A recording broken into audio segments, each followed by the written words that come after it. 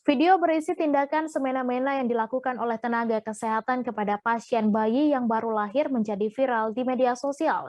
Nakes tersebut tampak sengaja merekam aktivitas merawat bayi dengan sembrono untuk dijadikan konten. Video tersebut kemudian menuai kecaman dari warganet setelah diunggah di akun base Twitter Area Julid pada Kamis 2 Juni. Sebab nakes perempuan itu dengan sengaja mengganggu bayi yang sedang dirawat di rumah sakit tempatnya bekerja. Aksi tersebut dilakukan dengan ekspresi nakes yang sumringah.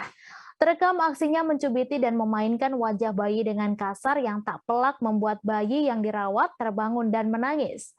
Bahkan ia juga menempelkan wajah sang bayi ke wajahnya yang masih terpasang masker. Warganet yang geram pun mulai mencari identitas nakes tersebut sekaligus rumah sakit tempatnya bekerja. Hal itu juga didukung oleh penulis skenario Jenny Yusuf yang ikut geram melihat aksi nakes tersebut. Mulanya ia mengutip cuitan tersebut dan berkomentar bahwa seharusnya nakes bisa menjaga kepercayaan pasien untuk merawat bayi dengan benar.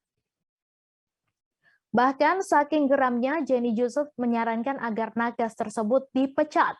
Jenny Yusuf juga menambahkan video berisi penjelasan dokter tentang bahaya menyentuh bagian luar masker ke kulit area wajah bayi. Sebab bagian luar masker tersebut banyak mengandung bakteri dan virus. Tak butuh waktu lama, warganet berhasil menemukan lokasi rumah sakit tempat nakes tersebut bekerja, yakni di RSIA Santa Ana, Kota Bandar Lampung. Pihak rumah sakit pun membenarkan dan telah mengklarifikasi video viral tersebut. Dalam akun Instagramnya, RSIA Santa Ana menyebutkan 4 poin klarifikasi atas tindakan nakes tersebut.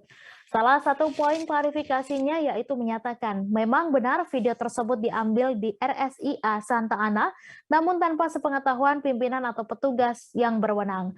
Pihak rumah sakit juga mengatakan video tersebut dibuat dan diunggah oleh orang yang tidak bertanggung jawab. Mereka juga memohon maaf kepada seluruh masyarakat atas konten video yang kurang berkenan tersebut.